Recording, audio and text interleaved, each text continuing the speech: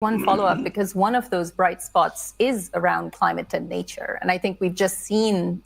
Now, I want to point something out, how they're adding something to this narrative, not just climate. Now it's climate and nature.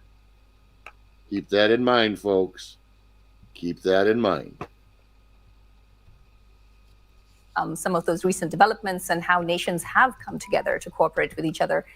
Maybe if you could share a bit more about that, and what are some of the lessons that could perhaps be applied in other areas? I think that nations do see that climate change is nothing related to the next generation only.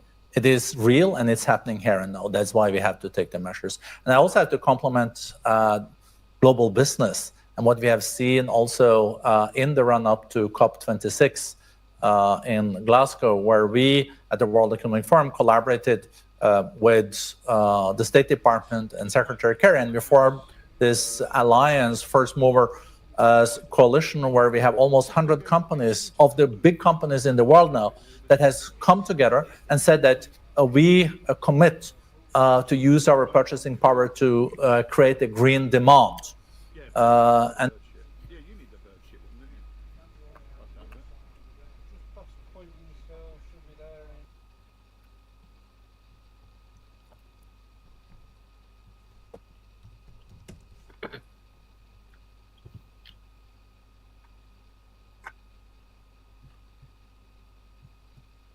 Goedenavond iedereen. Even kijken of ik live ben. Ik ga zo eerst koken. Maar ik zet de boel vast. You're muted, Robert. Ik zet de boel vast klaar. Sorry about that, folks.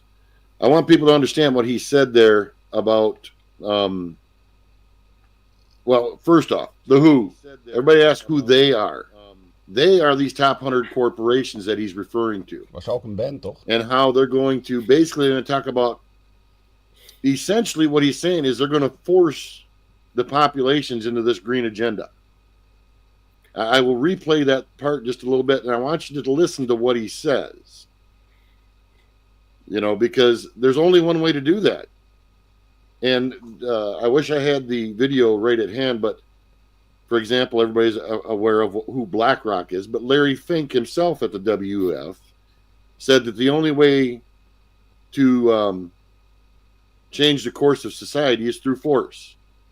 Force, be it economics, force, be it financial or cultural. Ilonka, goedenavond, Karel. And we're going to find out that everything that I just said about those different forces are at play in what they're saying here. Yeah. The only difference is they're using niceties instead of a hard line of what they're doing.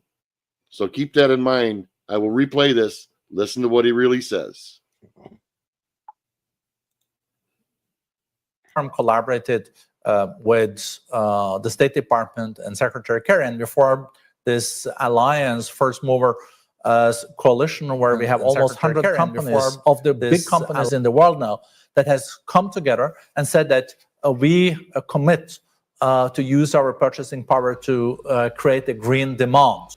State Department, het is moeilijk na te doen. A fragmented world and also a fractured world is in some areas you also see more cooperation in coalitions where they go forward. Billy Webtijger, ook welkom terug. Ik kijk even alle kanalen en dan ga ik koken. Ik laat het wel aanstaan, ik ben ook weer zo terug. Ilonka, Kleintje, welkom op Twitch ook. En Ray Elizabeth, welkom terug op waar zit je, Kik? Facebook. Oké. Nou, YouTube gebeurt het minst. We luisteren verder. Multilateral. Boy, they're sure getting the old acronyms out there, ain't they, folks? Umbrella after some time, that would be good. But what we saw in the post-Cold War, where everything was done in a or not everything, but more was done in a multilateral way, I think now it will be more in a coalition way. Thank you, Birgit. Bob, picking up a similar point, I mean, looking to the private sector, one point that you make in the report is that cooperation breeds resilience. And yet, according to some research, as much as 72% of organizations are looking to reshore or nearshore some of their production closer to the sources of demand. I mean, what's your thinking on this? What's your outlook, and what are you seeing from the various global businesses that you work with? I think it's a great question, and I think this notion of a related topic of resilience is near and dear to both of our hearts, and I also take great pride in the collaboration that we've had in the Resilience Consortium with the World Economic Forum that has put some data in place about the value of the world being more resilient, not only in the private sector, public sector, and public and private cooperation. And the headline is, if we don't think in a resilient way, it can cost us up to 8% of GDP. And if we do, it could add up to 15% of GDP. So this notion of resilience matters. When you then start to think about cooperation and how does this link to resilience, and the notion you talked about of maybe reimagining supply chains, at least what we're seeing. Reimagining supply chains. Keep this in mind. Is a couple things. One is the notion that the world is more connected than it's ever been. Our cooperation. Stop it for a minute, Robert. The supply chain already is struggling here because of the Red Sea is closed. They have to take the longer way over the Cup of Africa. So that means we have already reported here. I think it's Tesla. They have a manufacturing here in Eastern Germany. They have to shut down for 2 weeks because they're running out of parts. And other businesses in Germany getting affected as well because they don't get the parts from Asia they are waiting on. So this is already, it's just the Red Sea with the freaking Yemen attacking boats, and the big companies don't go there anymore. Yeah, and something Just I'll point out. Just a delay of 2 or 3 weeks gonna make everything freaking falling apart. Well, and another thing I'll point out too, when they talk about granular, granted, what you're saying, Uwe, from a corporate standpoint makes sense, but it's also affecting us on a local level when it comes to our food supplies, our goods and services, our fuel. Those are part of this as well. So I'll continue on. But some other data that shows the interlinking of GDP up to 40% of GDP depends on cross-border flows. We've done some work in our Global Institute that shows no region is an island. Every region is dependent on a critical commodity up to 25%.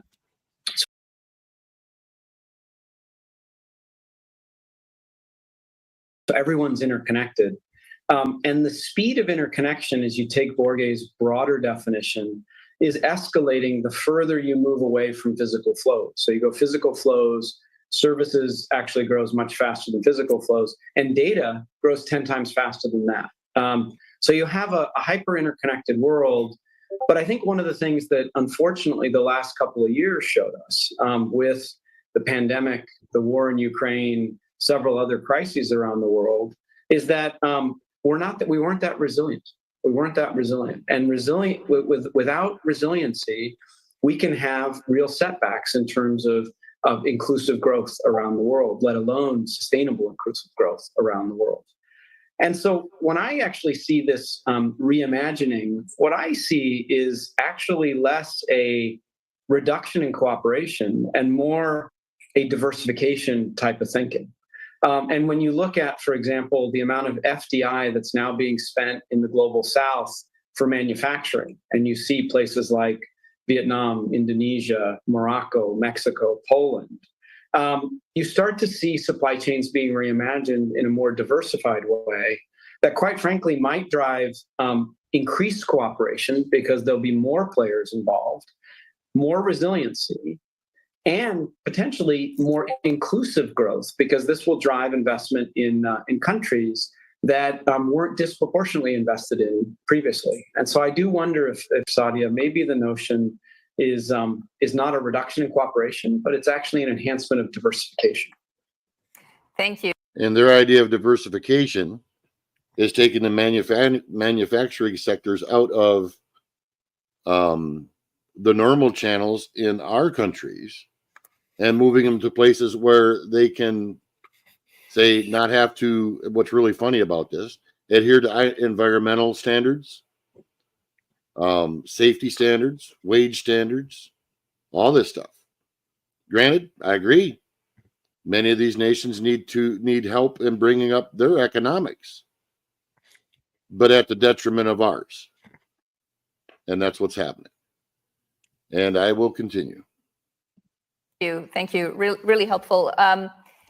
So we have an online audience, but we also have a number of members of the media, many of whom will be joining us next week in Davos. And quite a few have sent us questions through in advance. I have to warn you that some of these are tough questions. And I'd like to have both the questions put to both of you and use our remaining time to run through some of these.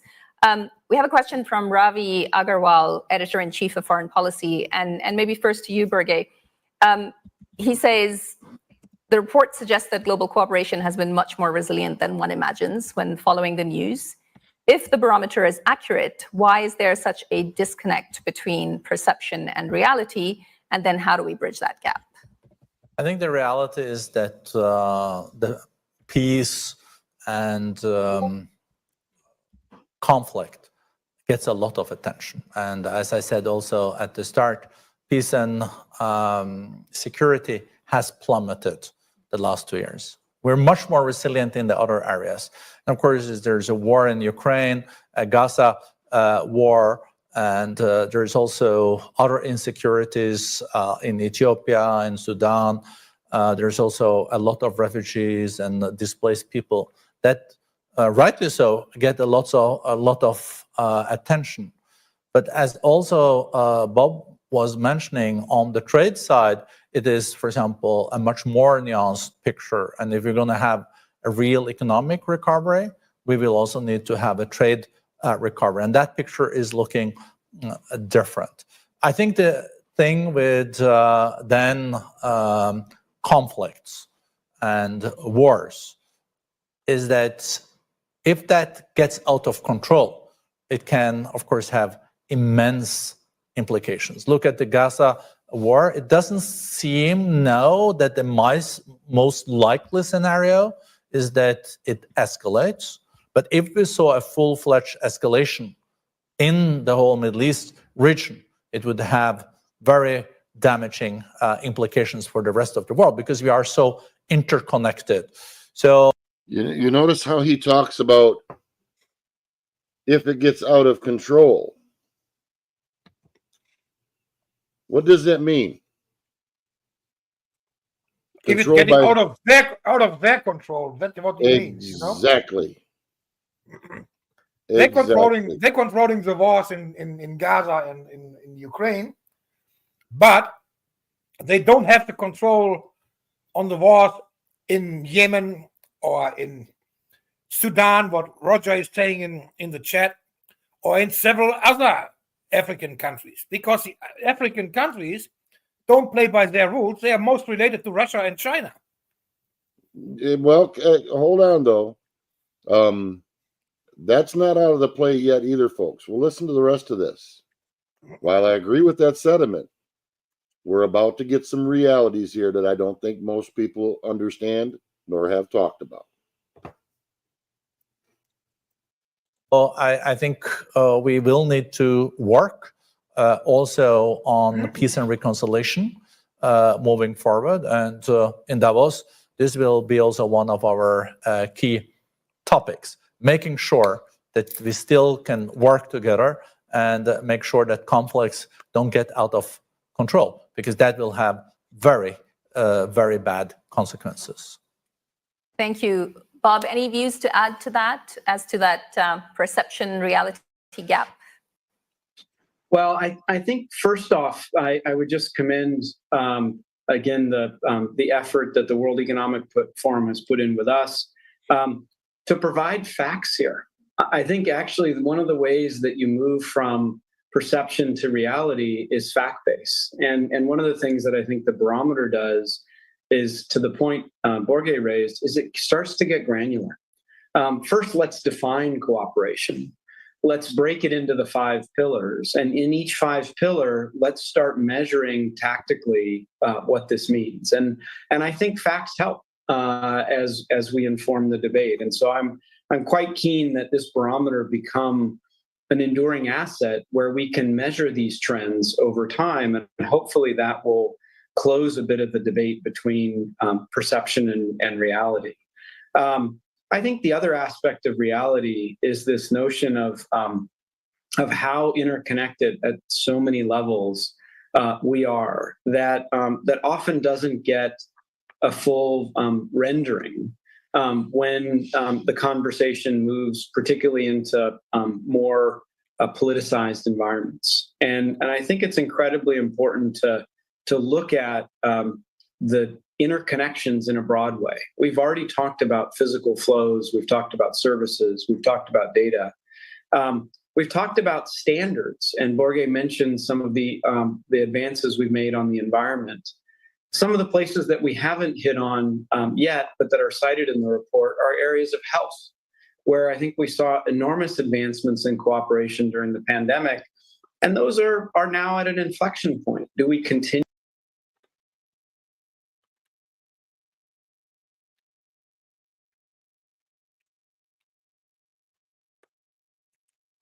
You're muted, Robert. What does he mean by health and the cooperation during that when it comes to the COVID and the pandemic? Is he talking about forced lockdowns, forced mandates, forced being turned into a lab rat with multinational corporations not being responsible for the shit they put out? Is that what he means? I think that does. That's exactly what they're doing. And I will continue. Continue the gains that we've had there, or do we fall back? Health is a critical aspect for cooperation. And we also haven't looked at cross-border flows, both physical and through remote intellectual property. But when we look at the next couple decades, we're going to see the largest change in demographics that we've ever seen since the census was being recorded. Okay, folks, I'm going to say this very plainly, and I'm going to play this piece again. For all of us in Western nations, I want you to listen to what he just said and what he's saying. And now you'll understand why they're flooding our countries with millions upon millions of people. You will understand. And this will tell you exactly what they're planning.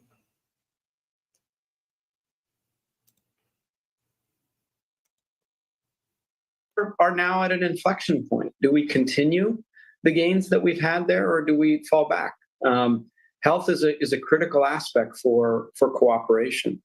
And we also haven't looked at cross-border flows, both physical and through remote intellectual property. But when we look at the next couple decades, we're going to see the largest change in demographics that we've ever seen since the census was being recorded, with the shrinking populations in China and Europe, and only in... Oh, now we're starting to get to the truth, aren't we? Here we go. India and then Africa growing. This is another form of cooperation that we're going to need to actually get our...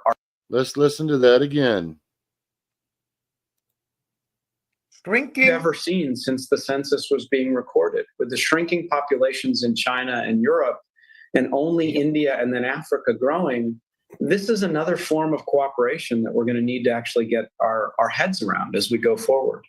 So I think my take back to this question, Sadia, is granularity matters. And so the way we can actually inform and provide a fact base is by getting more granular and following not cooperation in general, but let's get specific by topic, because it could start to yield to some solutions that Bourget was talking about. The solutions are different if we're talking health or if we're talking, say, intellectual property. I just would like to. Okay. I don't think if people understand the ramification of what he just said, and Roger, you're right, shrinking population was a conspiracy theory, as the media shows. Yeah. But in the same token, Roger, forced change, as they said, basically, is what we're going to see.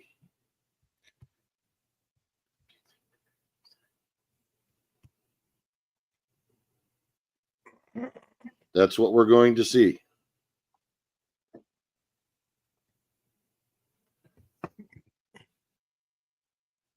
And I'll continue. No, they're flooding our countries with young men. They are all between 18 and whatever, 30, maximum 35.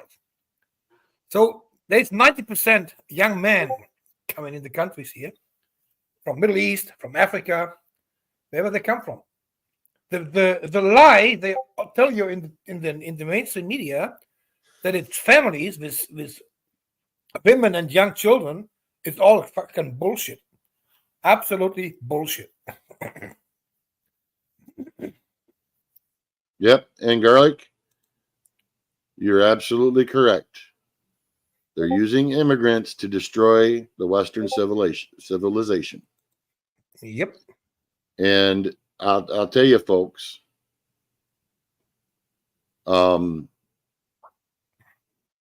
they're serious. They're we had a mainstream media TV show here 2 weeks ago, and they were officially talking about that in less than 20 years, the biologic German will be the minority in our country. Currently, our overall migration background is 25%. But in the children from up to 16 years, it's 61% already migration background. So it takes less than 20 years to wipe off most of our biologic German, and we are the minority in our own country. Yep. And another thing too that I became aware of, like here in this country, the government's spending $87,000 a year on every illegal immigrant that crosses the border right now. You're being paid to live in this country, and that you have to pay taxes and pay your rent and buy your food and buy your fuel, while they're spending $87,000 a year for everybody that crosses the border illegally. And we're not talking about migration of legal people. We're just talking about illegal people.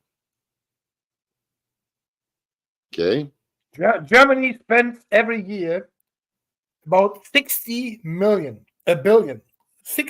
billion a year for all the migrants and all that freaking welfare they have to pay for all the refugees from Ukraine. We have 2 million Ukrainian citizens here now, and not even 10% of them having a job. Not 10% of them. So we all feed them with freaking welfare. Well, and here's another thing that comes about. And like I said, folks, I'm not pulling any punches today. There's going to be some things that some people aren't going to like what I'm going to say. And many of the things that I'm looking at now, even what we're saying now, would be considered racist. And it's not. It's not racist to not want your culture fucking destroyed. Whether you're German, whether you're Dutch, whether you're Canadian, whether you're American, Australian, New Zealand, or whatever.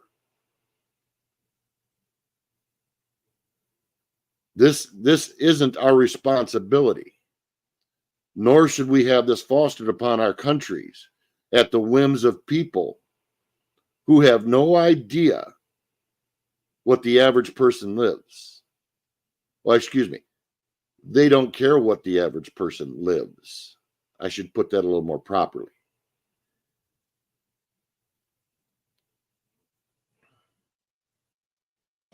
You know, so I want to point out, when people think about the wars that are going on and the movements of people, and don't get me wrong, I don't bandy anything when it comes to the idea of somebody wanting a better life. I don't blame them. But it isn't our responsibility, nor should it be, to be sacrificing our way of lives for the world. And it's already readily obvious that, economically speaking, socially speaking, culturally speaking, that either we stop allowing this or we lose who we are.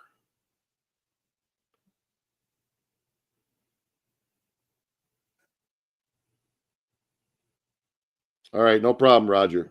I'm sure I'm going to have another live where we'll get to talk about this stuff some more. So, you know, folks, something I want to point out too, Leah, that is correct in some sense, but it's not the total sense. What they want to destroy is the idea of the Western standard, the idea of people being able to live freely, speak freely, and do it.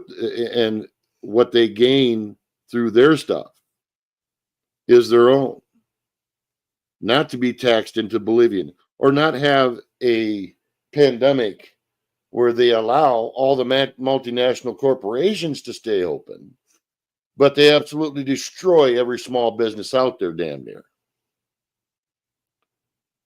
And it's all by design, folks.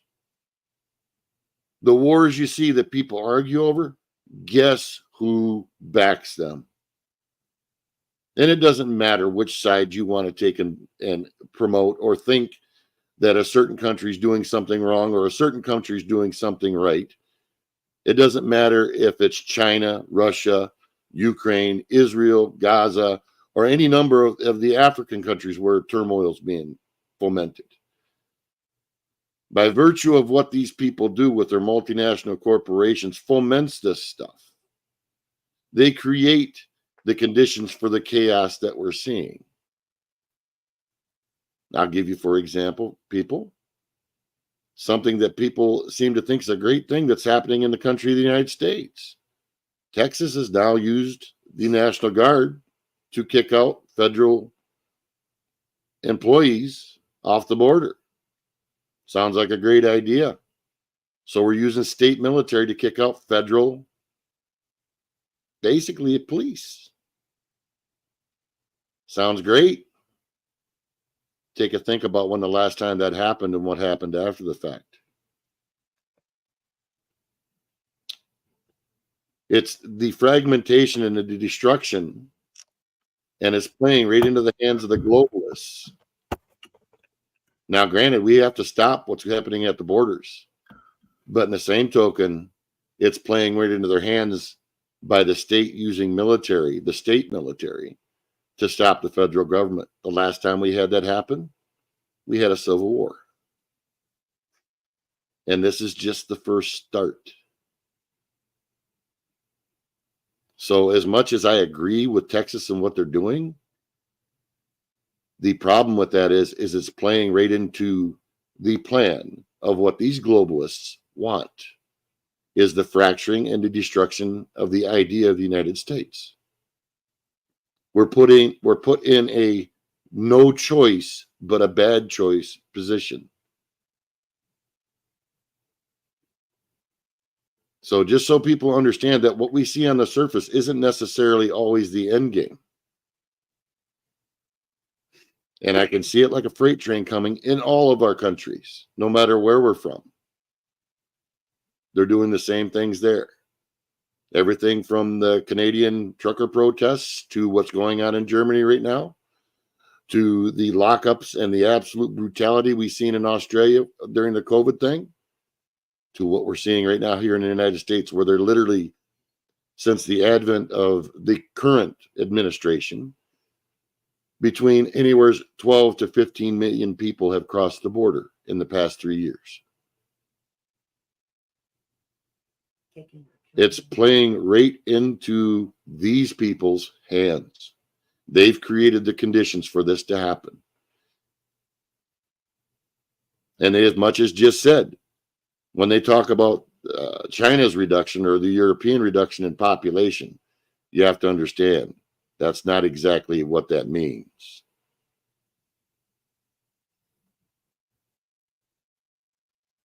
Correct, Garlic. They have it through, they do it through corporatism, multinational corporations. When they talk about DEI and ESG, you know, diversity, equity, and inclusion. Because you know what? Just as Elon Musk said, I don't care if my pilot's pink, purple, green, black, or white. I want the best one. Not what these assholes deem as what's diverse, equitable, and inclusive. And that's what they're using against businesses who don't comply. Because remember earlier in this thing when they said, we will use our corporate funding and our buying power to make this happen? Because guess what? Any business that doesn't comply, just say, too bad. We no longer do business with you. See you later. And that's exactly what they're doing. That is exactly what they're doing. You know, so of all the things when we see some of the things that distract people, like when they talk about different groups and they use some of the things that people can see truth in when it's not. The truth is very simple. There isn't some secret little message behind things. There isn't some secret society. There isn't some secret something. It's right here in front of our faces. The only problem is people have to have the eyes to see. And they have to have the understanding to see what's really happening. Step away from the I don't even know how to put it. The Chicken Littles. The only difference is there's truth here. We don't need a secret society or some secret code or some secret something. It's right here in front of us. And what they rely upon people is chasing their tails around through all these things that are absolute bullshit so they don't see the truth. When the truth is absolutely right in front of them. Just as all the things that they're doing with the quote unquote migrants, as they call them. You notice they don't ever call them illegals. And the things that they're doing in our countries. I mean, Uwe, for example, sent me a news article piece from in Germany where they have students from these countries trying to imply Sharia law in the fucking schools. Children.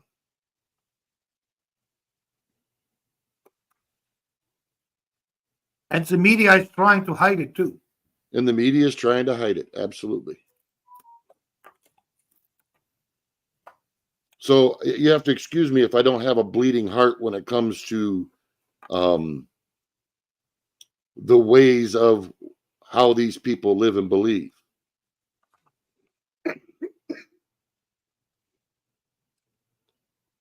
Because given the chance, and if they're allowed to continue, we won't have to worry about our way of life. And all these protests we've seen going on when it comes to about certain wars, just think if those people garner the majority of the political class's support and what conditions they will put people from our own damn countries in. And if you think they're going to have any empathy towards you, you better go take another look and think about who you really are supporting.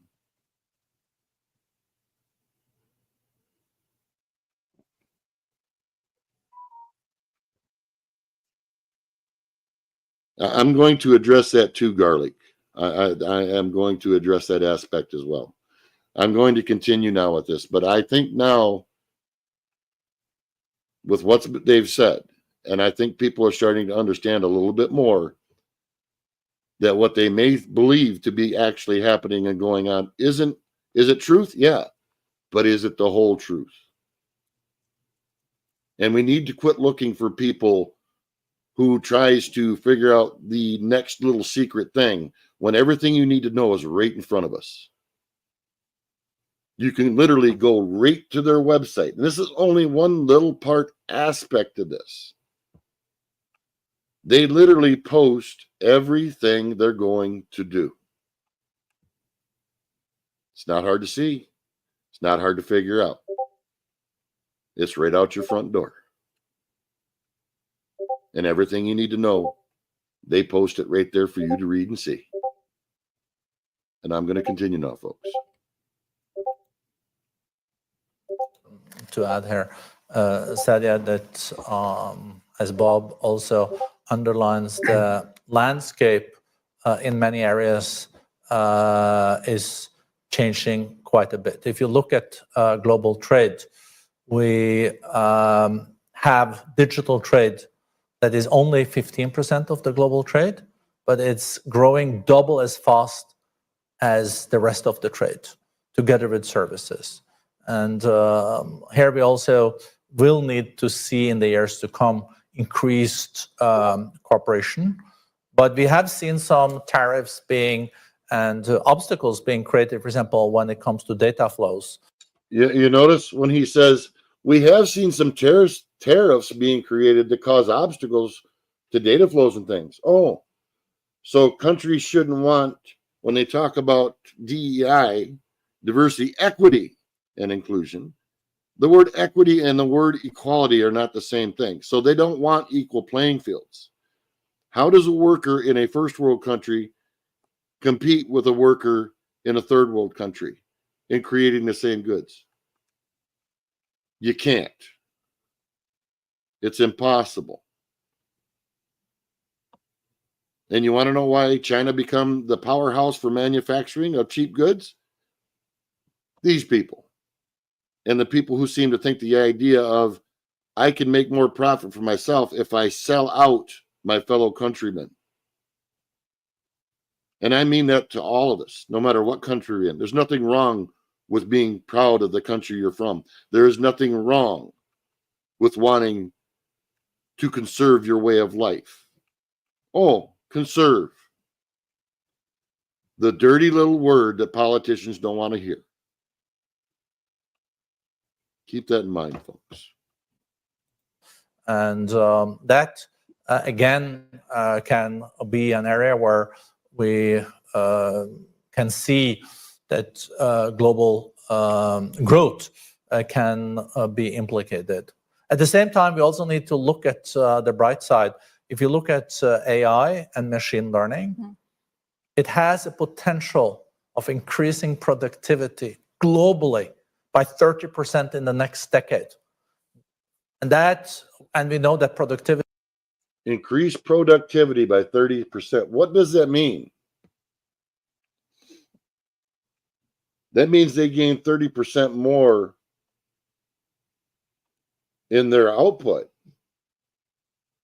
through the addition of that. But what about the people with those jobs? What do they then have? Well, they rake in 30% more, and the general working class population standards of living are lowered. Now, granted, don't get me wrong, I'm not against technology. But I find it very telling when they talk about inclusiveness, that the only inclusiveness that they're talking about is their corporate globalist ideas and not the sovereignty or the well-being of the people of these countries, of all of our countries. Is prosperity. And if that can be applied in the right way with traffic rules and win-win solutions, we can see a productivity gain in the next decade that we haven't seen for decades. So I think that's why we also have quite a nuanced barometer. And if you go into this in a granular way, each of the sectors are showing opportunities, but also challenges. But that's the only way that this can really be a useful tool also for policymakers and businesses to use it. So hopefully this can be the basis for. You notice how he said how policymakers and businesses can use it. So they want to use AI in the idea of policy. An unthinking, unfeeling algorithm is supposed to be used to dictate policy of society. I don't think I want that. I've already seen enough of what AI is capable of to understand that I sure as hell wouldn't want that making policy about how humans live, not an algorithm, not a computer, not a machine, but a human. Informed discussions among governments, but also on boards of companies. Thank you, Birger. Let me try to, we'll cover one more question, and then I'd like to come back to both of you for one closing statement. Shefali Reiki at Asia News Network, her question is around, if you had to quantify this on a scale of 1 to 10, where are we in global cooperation, and what's your prediction in 3 years' time? Which one of you would like to go first? Maybe Bob, since you're in Asia. Yeah, I'll take a shot. Look, I think if you take a time-based perspective to this, which I think is the power of this barometer, looking over a decade or more, I would say that we have risen substantially. And if you put it on a 10-point scale, are we at our maximum potential for cooperation? No. And we've seen that there's further opportunity, particularly in places like peace and security as a shining light, but also I think next generation advancements that we could take in health and wellness and innovation and technology. So I would say, if you were kind of doing a 10-point scale, I think we're probably at a 7, but a 7 is an all-time historic high, with now a question of, we're at an inflection point. Are we going to take that next step, and in a more granular way, and maybe in a way that is reimagined? And Borge, you mentioned this in the beginning, we might need new vehicles to do this. Reimagined. And when he says we might need newer vehicles to do this, they're not talking about cars. They're talking about processes. Mm-hmm. Yep. Reimagine. Oh, kind of like the Great Reset, huh? Where you own nothing and be happy about it, folks. The old vehicles maybe that could take us higher than 7, or are we going to actually have a bit of a decline? And we've started to see a bit of plateauing here. I think the choice is up to us. So I'd say 7, but at an inflection point that could go up or down based on how public and private leaders around the world respond. Thank you. And Birger, next week we get a chance to see how public and private sector leaders respond. What's your take on the question? So I think we're doing better in general than we expected on the environment, on the economics, on trade, and also on cooperation related to science and technology. But we're not where we should be. Even on climate, we had a constructive COP28, but last year, climate CO2 emissions, greenhouse gases, increased by 1.5%, while we were supposed to reduce by 7% if we were going to be close to meeting the Paris Agreement. So there is a way to go. I would say on the economic side, though, we are seeing more of a soft landing, at least in the largest economy in the world. In the US, we're seeing inflation also generally coming down. And no, hold on. Listen to what he just said. Inflation in the United States is going down, folks. Inflation in the United States is going down. Holy shit, I guess I missed that.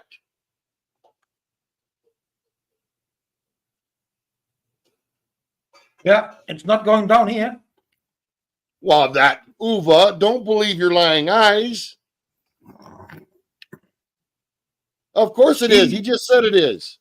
Even just the said it official is. numbers, I think saying still 3.8 or something. But we all know it's way more than 10%. It's way more.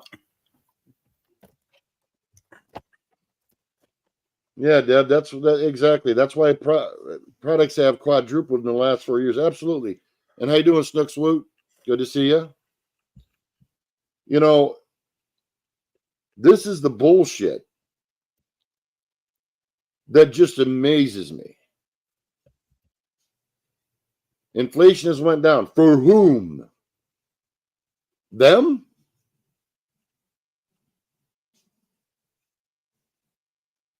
Exactly, Garlic.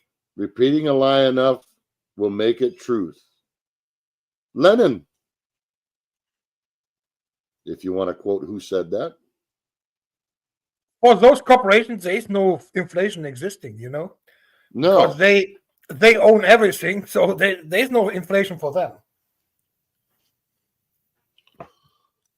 Okay, and I will continue, folks, if that doesn't just make your blood boil enough as it does mine. I want to listen to it one more time because I'd like to sock this guy right in the mouth. Inflation also generally coming down. And even if we don't see as close a cooperation on the economic policies, the monetary and the fiscal globally as we saw after 2007, 2008, I think there is informal cooperation there that is as the fiscal is going down in 2007, 2008, what happened 2008, 2009? Oh, they damn near destroyed the American economy. I don't remember if people remember that one, but to him it seems to be a great thing. Not only the American, they destroyed all the economies, you know. Yeah. And what they did after that, that is true. They supported all the huge corporations, the car industry, the chemical industry, to get back on their feet, you know. The small businesses had to fucking suffer, and the big ones, they just supported like freaking this billions and trillions of fucking dollars. Well, that's by design, Uva. I know. While they destroy our local economies, our small businesses, everything that the average person has of value, they absolutely destroyed. Kicked thousands upon tens of thousands of people that lost their house and all kinds of stuff. And as like Garlic said, the housing prices crashes and stuff like that. There was a reason for that, Garlic.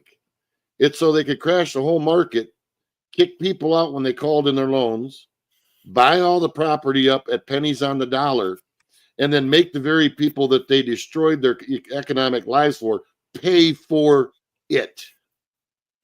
Yep. And this guy thinks that's a great ass thing.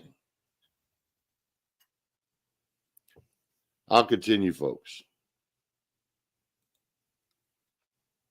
Important. As I said, my biggest worry is on peace and security.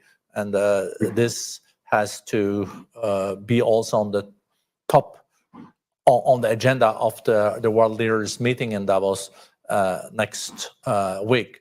And we have to find solutions on the Ukraine war, on the Gaza war, but there's also other conflicts that can take out the momentum when it comes to global, can be very harmful for the global cooperation. Thank you very much. Final takeaways from each of you. And I know that we've talked about nuance, we've talked about looking at the data, we've talked about the fairly complex message that comes out of this, and we've talked about the fact that the future is up to us. But maybe just one sentence from each of you as to what you'd want our audience to know about what the Global Cooperation Barometer is telling us. Bob, I'll have you go first, and Birgit come in at the end. Sure. Look, my one sentence is, let's bring the word cooperation into the global debate. We've had many words that are much more divisive. Change in world order, decoupling, friendshoring, etc. And what I So now the New World Order. now they need fucking new words because they realize that people waking up, for fuck's sake. It's no longer New World Order. It's now cooperation, folks. You're not cooperating while we try to shove it up your ass. Fuck off, you bastard, man. Sorry about that, folks. I'll continue. I hope this barometer does, in some small way, is bring a new word that we're not hearing that much in the dialogue today into the forum, which is cooperation. And I think at a granular level, this notion of cooperation could be a reignition to solve some of the really complicated problems that we're facing and have to face over the course of this decade. Thank you very much. And Birgit, final word. I hope that even in a fragmented world where we see competition between nations, there are areas where we are willing to also cooperate. If we don't, we'll pay a high price. And I think this barometer shows us also the yield and benefits by cooperating. So let's look at those areas rather than all the areas where we are seeing a less of cooperation taking place. Thank you very much. And to our audience online, the report is now live. Thank you so much. So there you go, folks. The Global Cooperation Barometer of 2024 launch. It's going to be granular.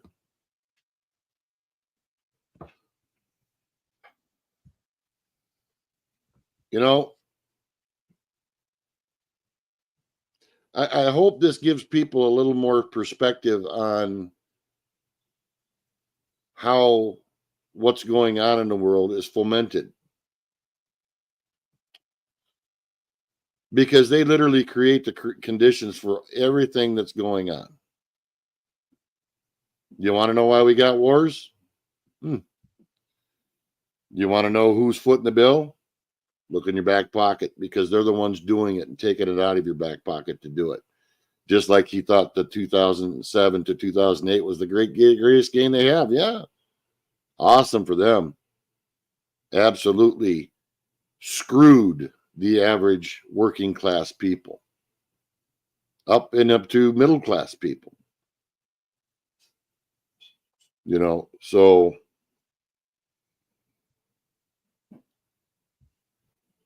I think what was said in this about changing dynamics in culture, changing dynamics in populations. I hope everybody understands what that means. I hope everybody. I said it earlier. We need to stop to trying to please everybody and being always polite and shit like that. We have to talk fucking facts. It doesn't matter if you hurt somebody who is maybe not aware of what is going on, who is maybe ignoring it, or is maybe not willing to. Zo, ik heb even gegeten.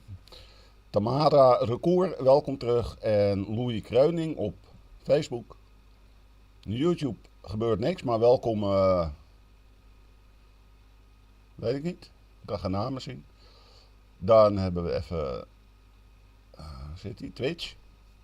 Oh ja, dat had ik net getypt. Siggy Saasma, de Global Resistance, Ulrich, welkom terug. Er is nog geen link om te delen.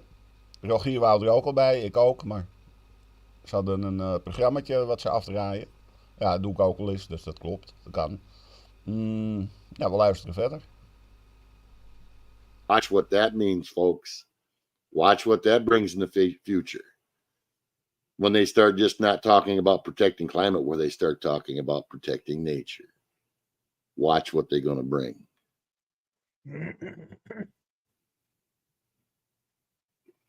you know. And this is just their introduction. Imagine what they're going to be saying when they have their meeting.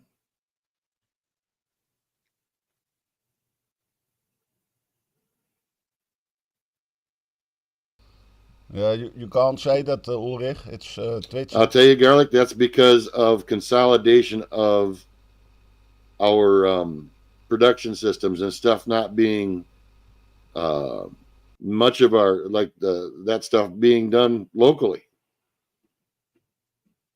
That's the biggest problem. Consolidation when it comes to that.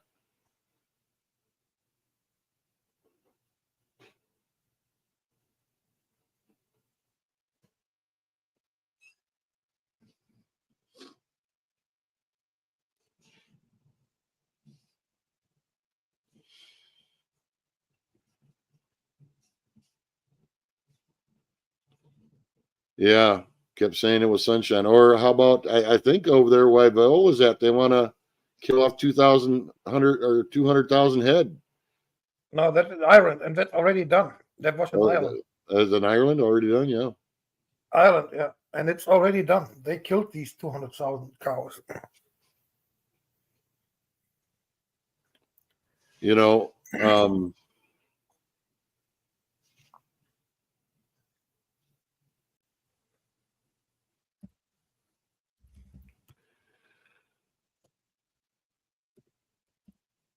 yeah.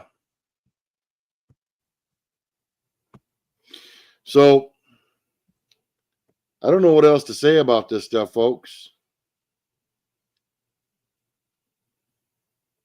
But all I can say is get off the bullshit wagon. We just heard exactly what needs to be heard. We didn't need a secret group. We didn't need some secret handshake or bullshit. It's right there in front of them. And that's right there in front of us. And they said exactly what they want to do. And I guarantee you that once this meeting is over and they post other videos, which they will, they can go and be watched. And they will tell you exactly what they want to do and what they will do, unless we take back control of our own countries.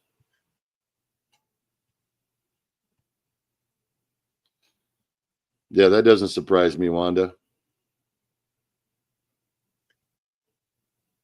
You know, is there anything you would like to say in closing, Uwe?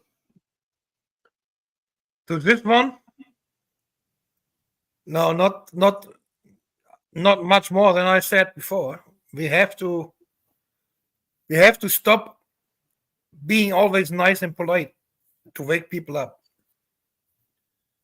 because Yep. we have tried it and it doesn't work. So, and many of them gonna feel it the hard way anyway, because they feel it right now. We have areas where they have shortage in stores already, because the farmers locked harbors, wholesaler stocks, fuel tank stocks, and all kinds of stuff. So there's certain areas they have problems. And on Monday, it will be even a bigger protest in Berlin than it was last week. And they already said they're going to extend. So they probably go ahead, because our government is not listening at all. And they already said they don't care what they say. And so, yeah, that's what we're going to go. We're going to go through some more protests, I guess. Well, the thing is, Uwe, as much as people don't think that those do much, we got to do something, because there's only one other alternative. And that will help none of us. We also need to understand what these corporations are, what businesses they are, and quit supporting them. Support your local people. Yeah, pick this up. All right, just a second, Uva. There you go.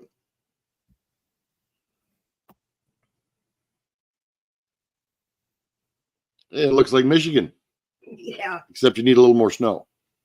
Yeah, you can still see the ground. Yeah, you can still see the ground there.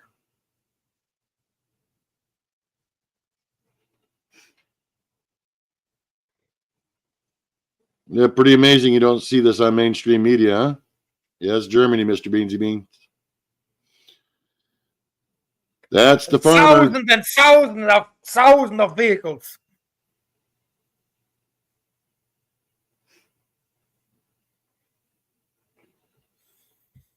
Wait, I'll show you another one. Well, while he was doing that, you know, what I'd like to say, everybody, is that we have to quit letting them force us into things that we don't necessarily have to do, whether it's out of convenience or even economics. I hate to say it. That's our only tool to fight back that isn't going to absolutely destroy our countries. So, do you have sound? Do you have sound on that video? No, you did not have sound, Uva. I don't know what it's all about. I have no idea. But this is another one. This is inside the city here. And they're singing. They have that song in there, and the song says, "You are not alone. There are thousands more." And Yep. this is just temporary, you know. Yep. But look how the people on the street are excited and supporting. It's not playing, Uva. Oh, there we go.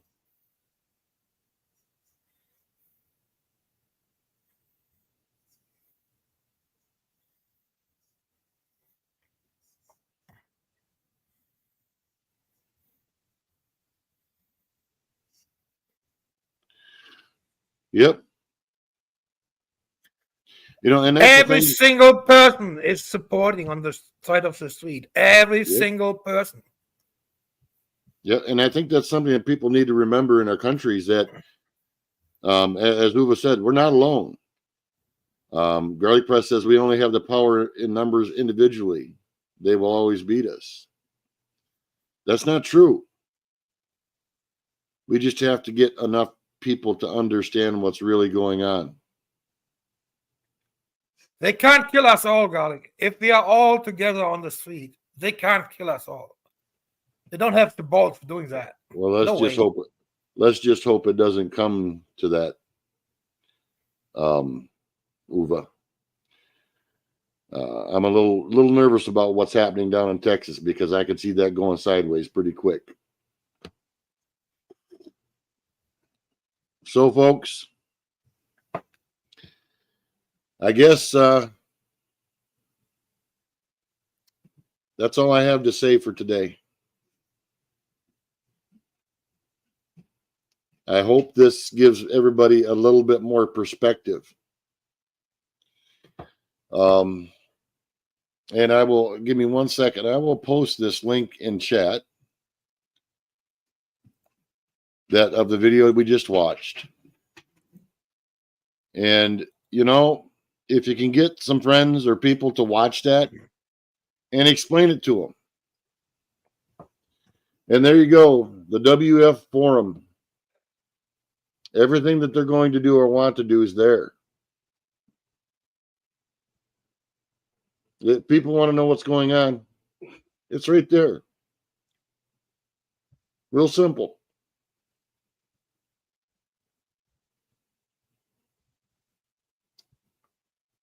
Yep. You know? And all I say is, as I said before, I think we're winning. But they're not going to tell us that.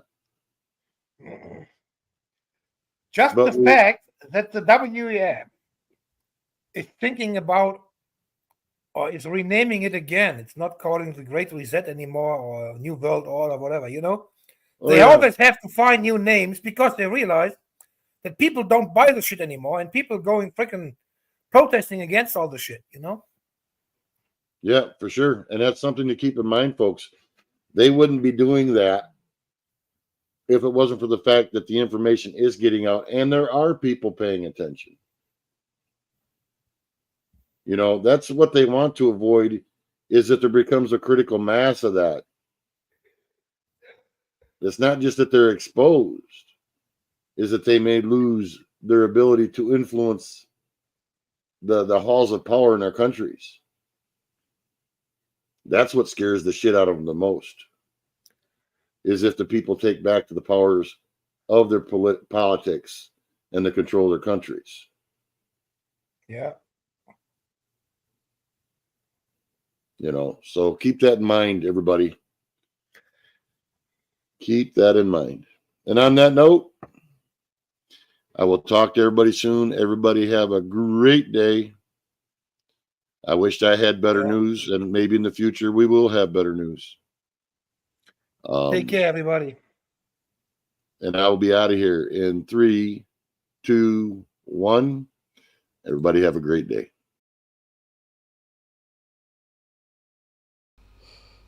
Okay, I will continue and let me check the news. I think it was on Facebook that Rutte also told this about the bombardments. Facebook.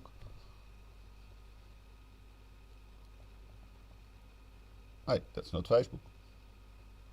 This is Facebook. And Rutte also has his own channel, profile. Rutte, Red Sea, Rode Zee, has to be in Dutch, Rode Zee, bombarderen.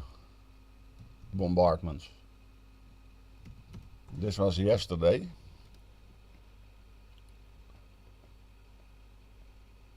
Now, this is also it. It's not what I meant, but this is good enough. Here, the escalation, Red Sea. United Kingdom and United States. This means Verenigd Koninkrijk, United Kingdom, VS, Verenigde Staten. What's this? Let me check. Eyes of Jade, welcome. Okay, sound is off again. So they have bombarded Houthi doelen in Yemen with Dutch support. And yeah, the Red Sea is too important for the commerce, the big commerce. So they will continue that. This has been done before by Dutch Marines on ships as against pirates. Also very effective. Here it is. This was the one I was searching for. So Rutte told all the news, and not just RTL News, but mainstream media. Oh, it's a little bit too small. Let me make another screen capture. Where is it?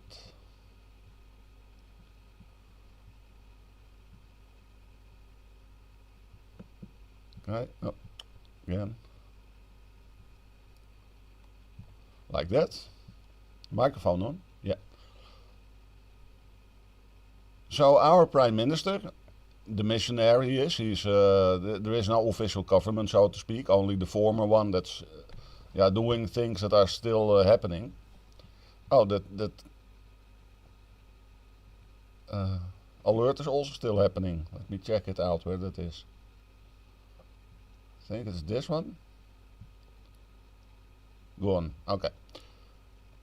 Our Prime Minister told us, the people that read media, Verenigde Staten, Great Britain, tonight, yesterday, not this past night, but the day before, with support of Netherlands, among others, so it is United States, United Kingdom, Netherlands and others, it doesn't say who, attacked the Houthi rebels in Yemen. So the stepping down Premier, Mark Rutte of the Netherlands, supports that attack. The Houthis promised to strike back. And Saudi Arabia is vrezen. Saudi Arabia is afraid for escalation.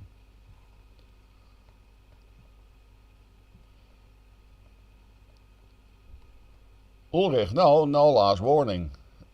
They have been warned enough. So they got a lot of warning, and now more than a day back, they have been bombarded here and there.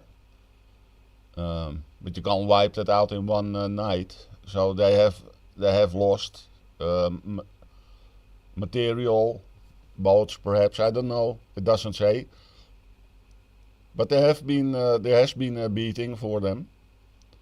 And this means that more ships are safe for the moment. No, not safe. Less ships can be attacked. There simply are not enough Hutus. What was the name again? I always think of Africa when I hear that, but they have the same kind of name. Hutus and Tutsis, you know.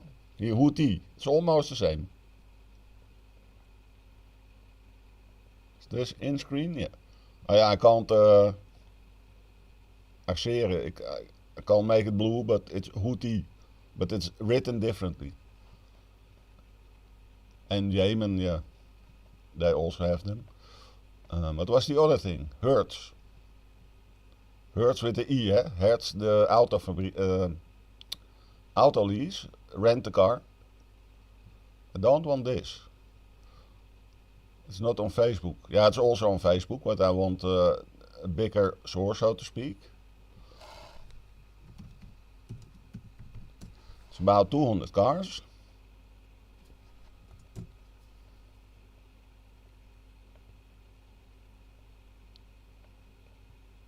Of course, it also finds the Hertz card rental. The technical word for Hertz, of course. Car rental, electric, gasoline. Rent a Tesla, see, they still have Teslas, but once they are written off, they will buy this. Yeah, Hertz is selling off its electric vehicles and going back to gas powered. See?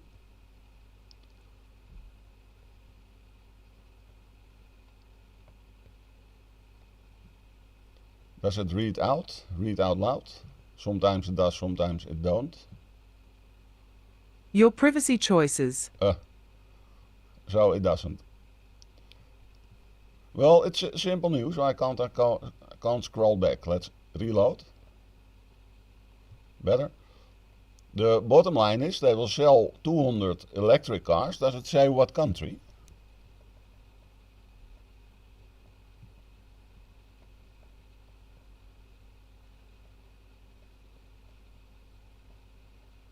Can't see a plate.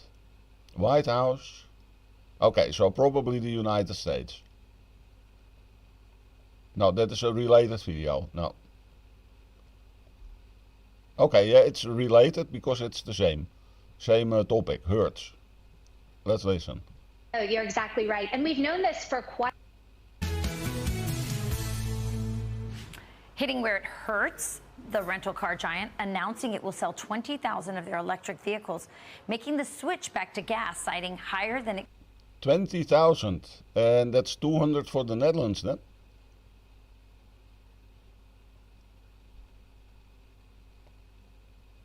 $20,000. I think it has been cut off, literally, the visual. Yeah, I was already thinking 200 is not that much, but if it all there is, then it's a sign that the test was not successful. But it's not 200, it's 20,000. Okay, let's listen. Expected expenses. This after the White House previously praised the company. Here to react is former EPA Chief of Staff Mandy Gunasekara. Mandy, thanks for joining us this morning. So Americans don't want these cars, and it's really interesting to see how the rental cars, nobody even wants to rent them. No, you're exactly right. And we've known this for quite some time. When I was serving during the Trump administration from 17 to 20, we did something called a midterm evaluation where we were talking to the best and brightest. Hello, Robert. Welcome. Yeah, of course. It's always interesting. That's why I'm sharing it. Engineers and forecasters, and they predicted that at best, EV sales would make up around 6% of the market. Well, if you look today, they're around 1% of the on-road market share. New car sales are a little bit higher, but 1%, and that's because of what you just alluded to. Consumers do not want these types of vehicles because of things like range anxiety. There is not reliable charging infrastructure. And the fact that you have a winter storm coming across this nation, electric vehicles perform about 30% worse in cold weather conditions. And that's not the type of vehicle you yourself want to get in or you want to put your family in, not knowing whether you're actually going to get from point A to point B in a safe, reliable manner. You know, Mandy, if I was a tyrannical globalist and I wanted to force everybody into an EV car, then I would be focused on charging stations. And they had their transportation bill. It was, I don't know, $1 gazillion as all their bills are. Why didn't they make charging stations, build them every? What is interesting, here in the Netherlands, at Schiphol, the airport, biggest airport near Amsterdam, I think it was Peugeot or Renault, one of the two, French brand. They have underground, well, it's not a garage, but underground robots. A car drives over a hole in the road. The battery pack is screwed loose, taken down, and a fresh one is put in. Well, put under it and secured with nuts and bolts. This takes 2 minutes.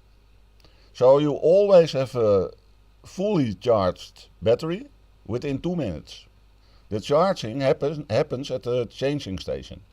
It was Renault or Peugeot.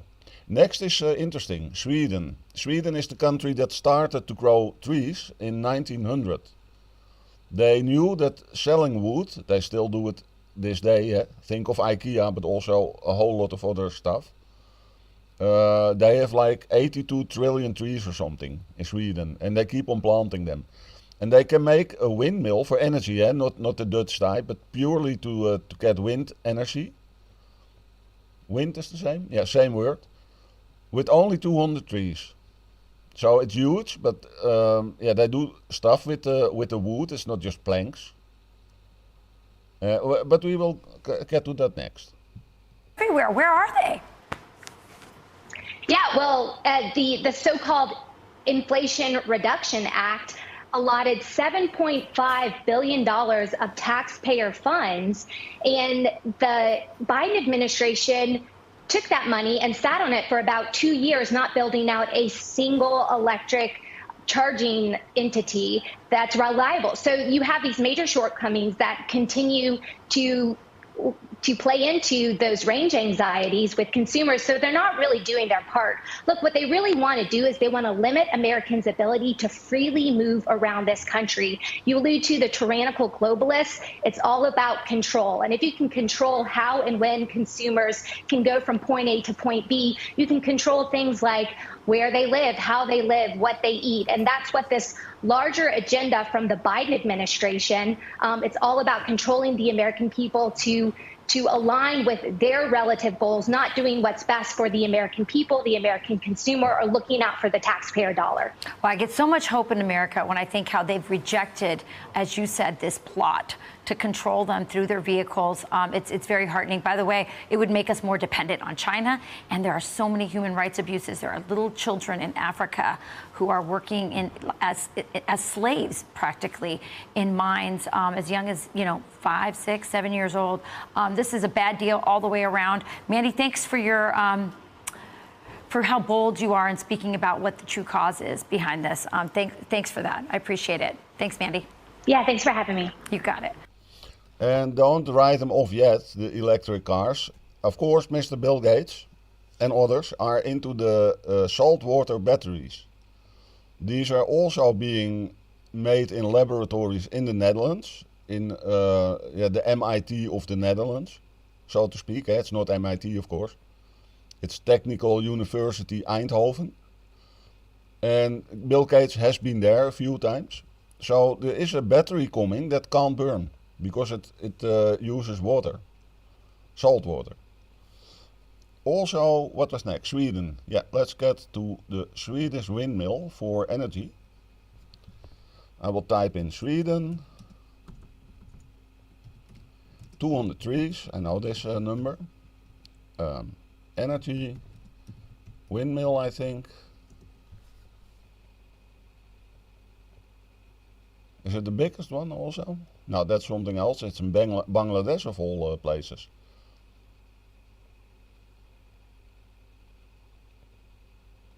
The world's tallest, yeah, that's something different. Tallest wood wind turbine, that's it.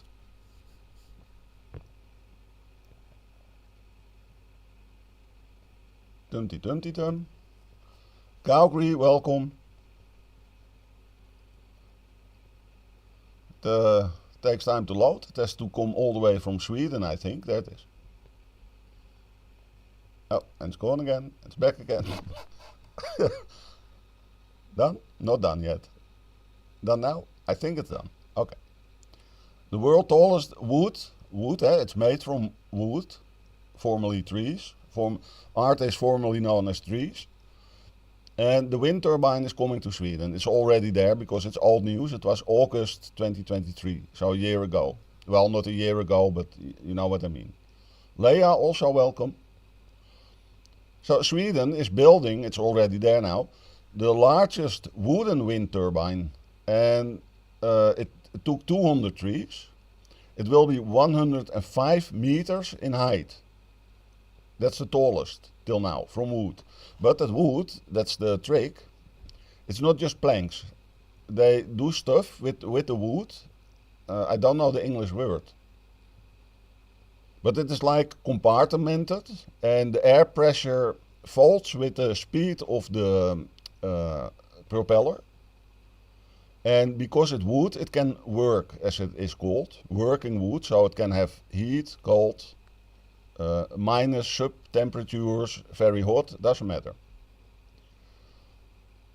And that's all wood, so that if it's done, it's done. It doesn't matter that much. Of course, the internals are still copper wiring and all the same electric stuff as in normal wind turbines.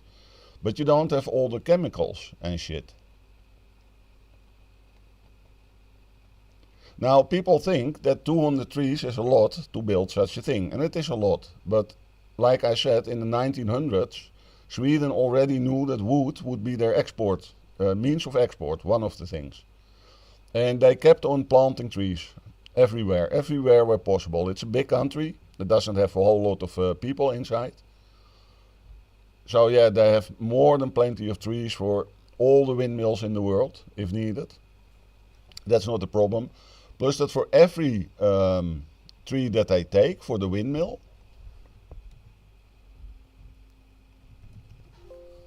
plant, no, how do you call that? Placed back perhaps? No.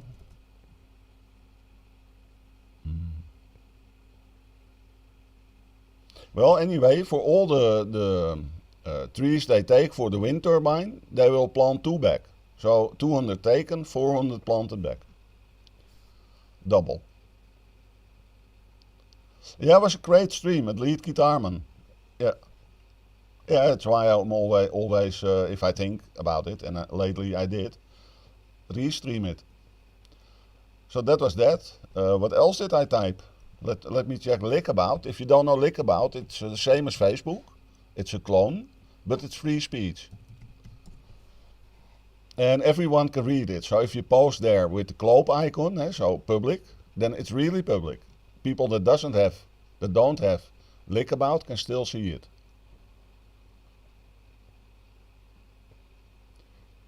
There we have TIFOP, the International Voice of People. It's a 5-letter agency. And oh yeah, Sweden has been warned for war. The stuff in New York, what's going on in the tunnels. I asked for an update, I didn't get any yet. I have to search. Today I didn't search for it, if there's any update in the news. For people that missed this, the 2 high commanders, well, 1 high commander and 1 defense minister or something. I don't know the word they use, but I think it's something like the Minister of Defense.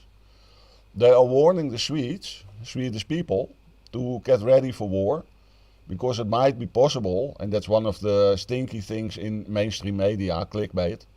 It might be possible. Everything might be possible. So it might be possible that Russia will invade Sweden as well. So the people have to be aware of this and prepare mentally and otherwise and stuff. Paula Tucker, welcome. Good to see you again indeed.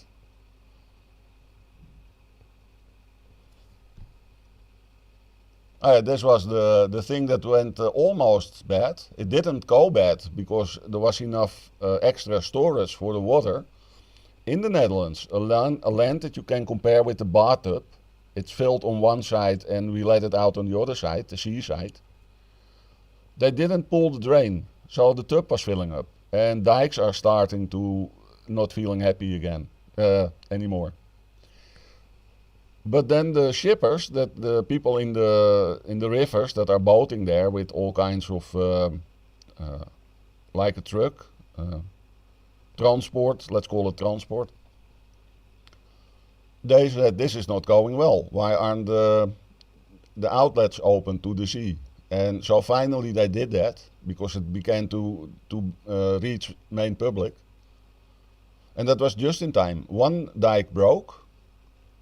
But that was not a whole lot of water, so only, I don't know how many houses, too much of course, had water damages on the ground floor. But that was it. It was not the chaos and misery and scale it could have been. So they opened them just in time. German protests, okay, we have done that as well. So yeah, these were the things I would have introduced in the panel talk, and now I did them separately, that doesn't matter. And again, I will talk about Lickabout. If you are on Facebook and you have been muted over there, go to lickabout.com, make a free account. It's like this. Let me go to my profile. See, you have a banner, profile picture, timeline, friends, photos. It's like 95% a clone of Facebook. But free speech. And what is also funny, underneath you can speak a comment. See, this is a microphone. So instead of writing a lot, if you think, well, I have something to say about this, but I can't type it in 4 sentences, you can simply make audio of it. So you can do speech commenting. Comment with speech. Okay, Ulrich, do you have anything to add? Because I also want to show Jitsi. That's meet.jit.c/ and then every kind of name you wanted to name. Let's do Lickabout 2024. Probably no room with such a name, because once you're out, it's gone. Eh? You can't save it. Or you have to record it yourself, of course. You give it a name. I'm host. Then it will build the channel on the spot. I don't need advertisement.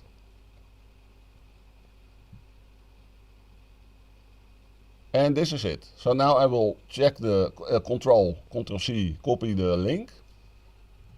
And as you see, I'm broadcasting the Jitsi. So I don't have to go out of my stream or reset it up and stuff.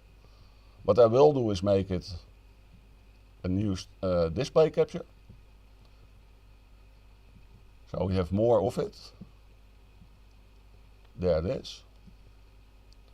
And the great thing with this is, if you are with more people, you can raise your hand. So instead of people interrupting each other, not on purpose of course, but it happens also due to the delay that a second or two that people have among each other. That's internet. You can raise your hand. And what's also nice is in the chat, I can't see this now because there was no chat with other people, but it also takes the time, how much some people have spoken.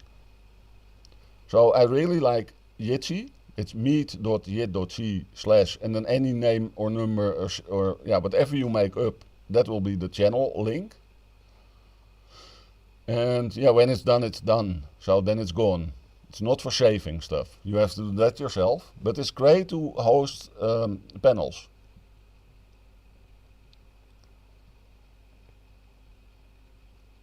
Time traveling, synthetic telepathy machine. I don't know about that. That's something you know. I don't know about it. Leia in R said last and you.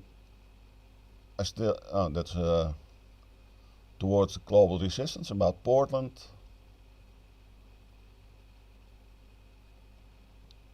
P will invade Turkey, Poland. Why? Never heard of that.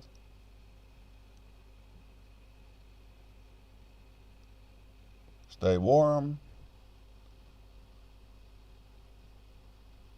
Okay, so people, if you are interested in Jitsi or live streaming, go ahead. This is the link. When you click it, you can give in your name. You can enable your microphone, disable your camcorder, your webcam, I mean. And yeah, that's all. All there is to it. You don't need any software.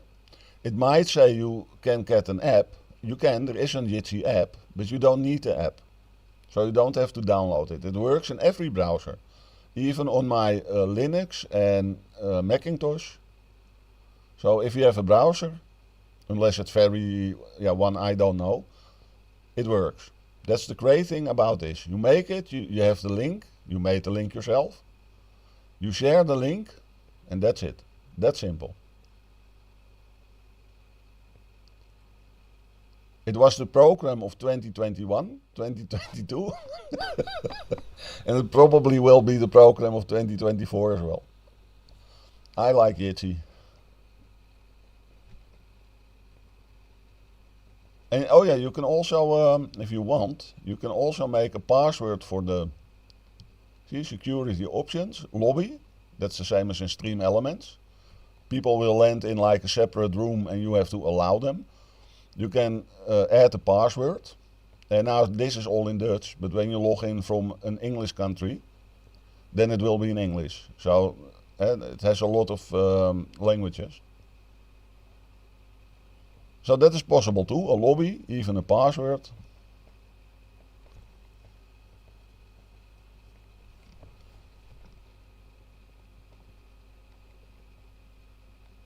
Oh, that is interesting. Well, not really, but it's interesting that so many people talk about that. Ulrich, if we look at the Jehovah Witnesses, they have predicted the end of an era, selling their house, taking up all the money and buying stuff to survive, whatever. 4 times, no? 3 or 4 times. I don't know exactly. 3 or 4 times. After that last time, when it again did not happen, they said, okay, we are not going to do this anymore. Nobody knows the day and hour. Neither do we.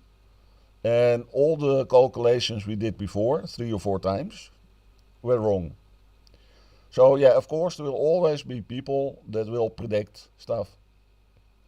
Also interesting for the people abroad, we had some news here. And I will get Facebook for this. It was posted by many people. They laughed about it, luckily.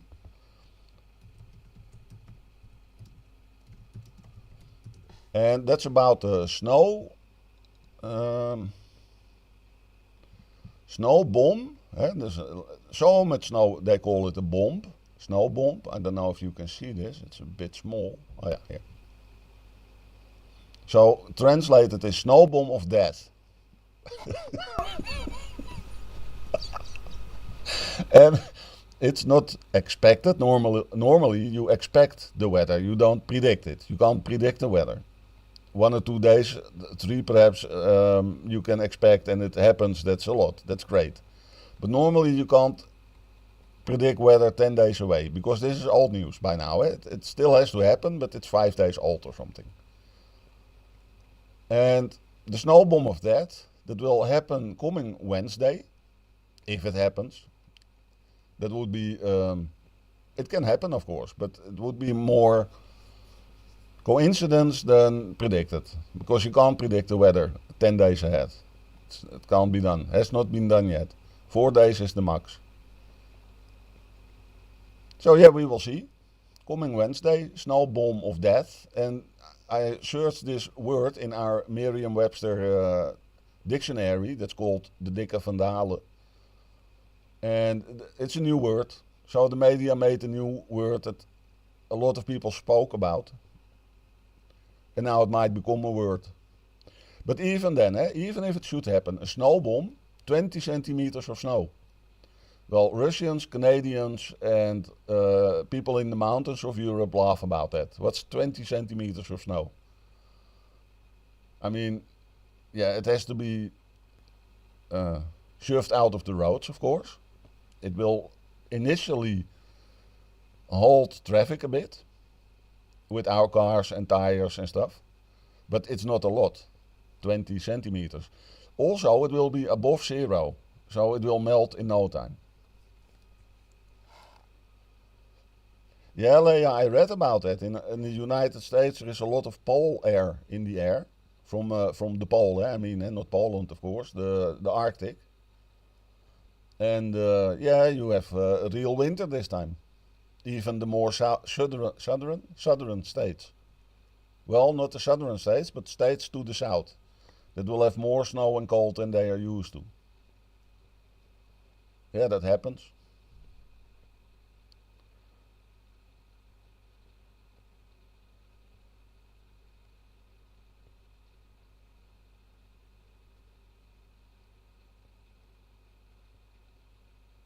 I suddenly wonder if this is still going on. SR? And this is something I just made up on the spot. Leia Rock. Donny Iris. Leia. Oh, there is a queue of 188. People have been adding.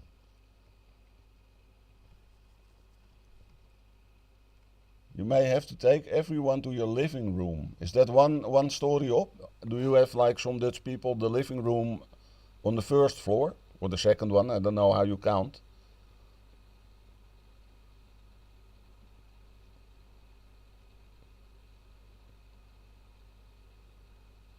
Oh no, this was just a test, Leia. I'm not going to play the music. I suddenly realized I haven't used this in a while.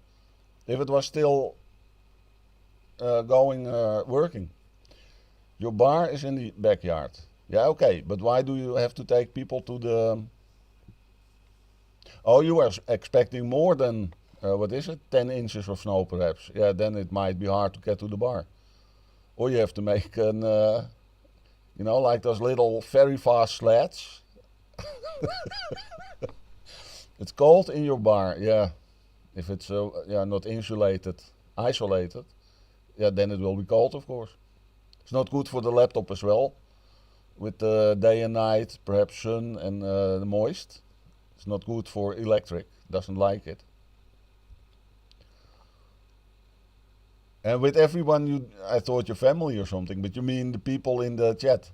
You will take the stream up to the... Yeah, your laptop will freeze to death. Yeah, it will want to fall in the pool. It's warmer underwater than above.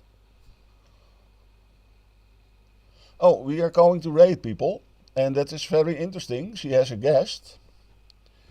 Right? It's about, well, the same stuff as with Heer or Robert or Rogier. Let me check her name, because that's hard to write.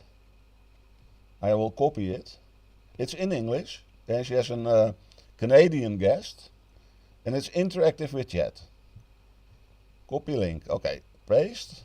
Then I have the name. See, now I've got the name. Very interesting, interactive.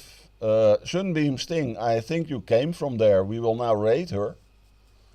So see you over there, people. Until next time. Raid has started. Now I'm waiting for the raid now button. And it's interactive, eh? You can ask her anything you like on the topics. There we go. See you there.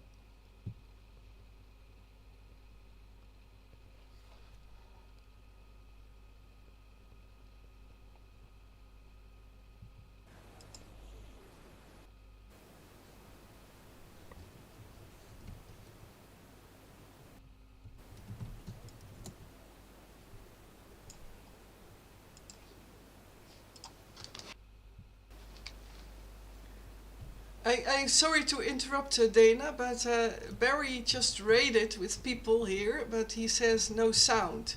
So there appears to be no sound. Oh, hey Barry, thanks for the raid. By the way, you know what raiding is, Dana? That. Oh. Oh man. Gosh, now I lost my mouse. Oops. Oh, why does this happen? Hello, Leah in Air, welcome. Also a channel on Twitch. Thank you for the follow. Oh my gosh, but you can't hear me. So, is that so?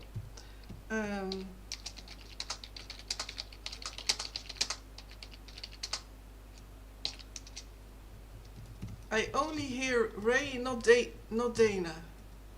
Okay, so indeed Ray, indeed I'm a bit confused now. We all started so in a flow, Dana. But maybe you can. Let me see how I can do that. Fine.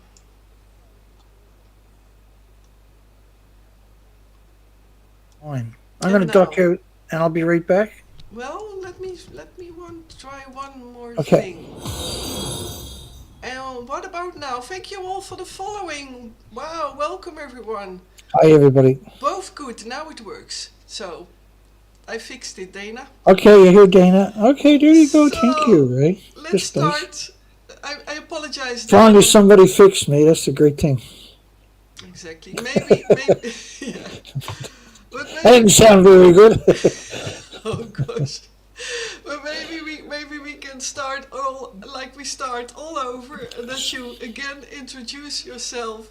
Hello, everybody. I'm Dana Durnford. I'm also known as the nuclearproctologist.org, and I cover nuclear and all things nuclear. And I also, after Fukushima nuclear meltdown in Japan, had spent 6 years of marine research expeditions, 4 to 5 months a year, on the ocean without coming home, from Vancouver, British Columbia to Alaska.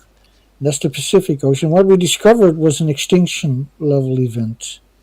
We're currently doing research expeditions on the east coast of Canada, the opposite, 5,500 miles away, and we're seeing the same attributes. We're seeing an extinction event play out. Tonight we're going to cover, and want my volume a little bit louder. Tonight we're going to cover, is that okay, Ray? Well, I seem to see that Dana's volume is a bit louder than yours now, Ray. We'll turn down. Oh, it is so. Look at that. No, Dana is loud. I just turned mine down. Yeah, now it seems to be better. Ray, you're low. Lisa's fine. Oh gosh. What is going on? Oh, maybe now. And what now? And how is it now? Yeah, I can hear it go up a little bit. Yeah, you went up a little bit. Yeah. How is it now? I hear fine, says Leah. Okay, let's continue, Dana, because you are, of course, the most important guest. So go Thank you. ahead. So looks like your audio is good. Yeah, Sunbeam says it's good now. Yeah, thank you all for the feedback, by the way, and welcome everyone again. So now I will not interrupt any longer, Dana. Go ahead. I'll turn down mine another little touch. Global resistance. So everybody's happy with my mic. Let me know. I'll keep an eye on the comment section. I can see everybody in the comment section. So we have a major event in Japan. On January 1st, they had an earthquake 13 days ago that was done considerable damage. And I'm going to take you through about 145 clicks of screen captures that I put together to articulate the bizarre story. We do believe that we have at least 2 nuclear fuel pools melted down on the Noto Peninsula, the Ichikawa Peninsula, and I'm going to show you maps of that and some stories of that coming up in a moment. If the audio is good on both sides. I get from everyone that Dana's mic level is a bit too high. Okay, then I can also do something, Dana. So, and now, dear people, how is... so go ahead, Dana. I will check the feedback.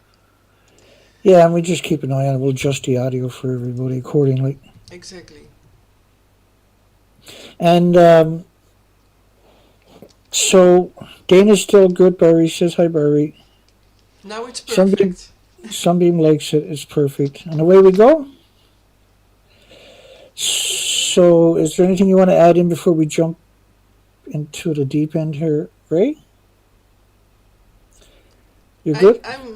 I'm ready. Yeah, I can welcome everyone again. And again, for the raid, Barry, thank you so much. And everyone also for the follow. I'm very grateful for growing my channel. And also, of course, check out Dana's channel. And further on, yeah, let's go. Because you have a lot to show. Hey, that rhymes. Yeah, So, yeah, we do. Okay, I'm going to go share screen, and we're just going to go in right straight into the deep end. And we're going to talk about Japan. And we should go sharing screen any second on your side. I won't be able to see your comments while I'm sharing the screen, but Ray will keep an eye on it, and she'll let us know what's up. So I'm going to walk you through some headlines for probably at least 20 minutes. And Ray, feel free to cut me off. Now, is that headline cut off? it starts with, yeah, a bit. I see The sharing? 22,700. Yeah, but like it says you are sharing an entire screen. Does that interfere? It should. You can read the headline, can you? Yeah, I think. Okay. Yeah, I see a black frame around it. Yeah, but I'm just talking. Is the word houses? Housing, yeah. It's That's just- clear, is it? Yes. Yes. Okay, thank you. Okay, so last night it came out that there's 24, roughly, I'm going to round numbers off, 24,000 houses, units, apartments and houses are secured for the victims, which suggests that you got over 10,000 houses destroyed. And that's important because we're talking about an earthquake over a very large area. So 300 units of public housing, 5,500 units of private rental housing. This is across Ishikawa Prefecture was where they had all the damage from the earthquake. And after a 7.6 magnitude Noto Peninsula quake. Now, Japan uses their own scale. It's known as the Shindu scale, and it only goes from 1 to 7. The magnitude scale is the Richter scale, which is the international scale. And that'll come up in a little bit for you. So you're talking about 24,000 houses. They also are talking about, normally you would hear how stoic the Japanese people are, and they don't loot, and they don't steal, and there's no scam artists, but turns out that's not true. And so some of this stuff, they're also talking about child abductions, which is something that really concerns me. And we see this after almost all natural disasters, where predators will swoop in and kidnap the most vulnerable of society in their most vulnerable times. So the world's a pretty evil place, and